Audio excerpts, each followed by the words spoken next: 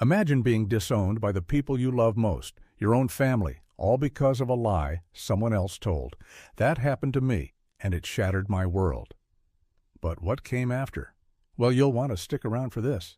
Hi, my name is Ethan, and this story is one I never thought I'd share. I grew up in a loving family, or so I thought.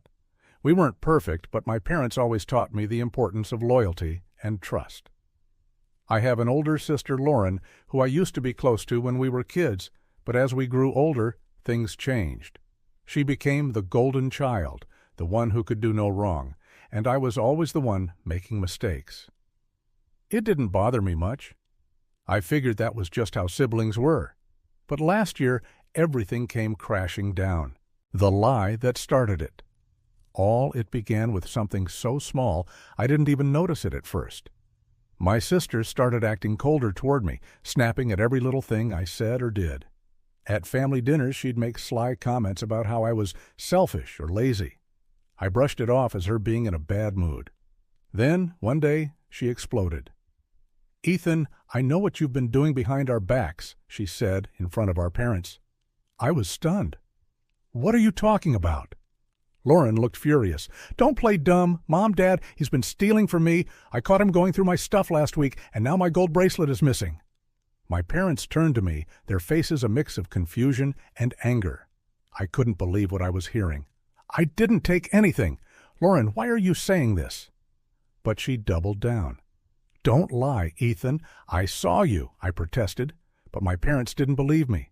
They demanded I return the bracelet. When I couldn't produce it, because I never took it, they assumed the worst. The days that followed were some of the worst of my life.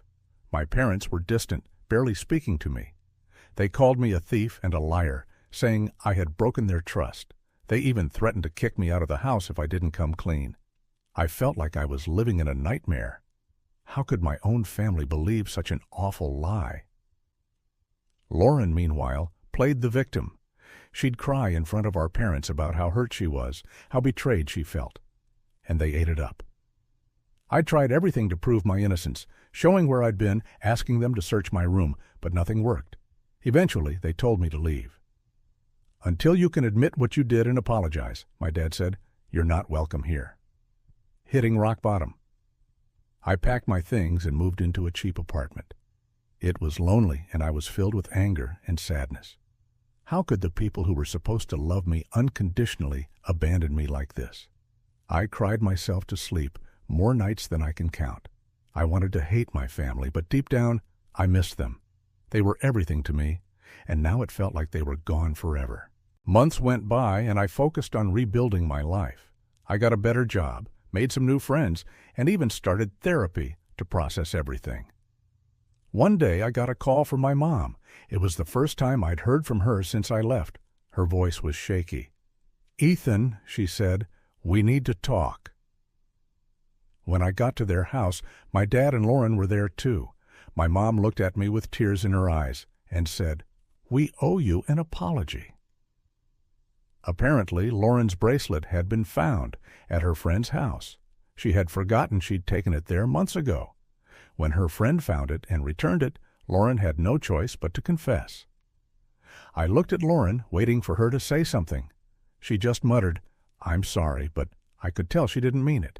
I was overwhelmed with emotions, relief, anger, sadness. I wanted to scream at them, to make them understand how much they had hurt me.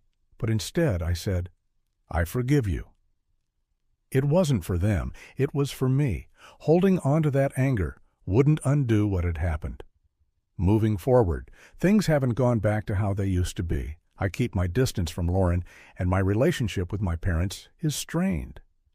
But I'm learning to heal, and I've realized that sometimes the family we choose is more important than the family we're born into. So, what would you have done in my shoes? Would you have forgiven them or walked away for good? Let me know in the comments. I'd love to hear your thoughts.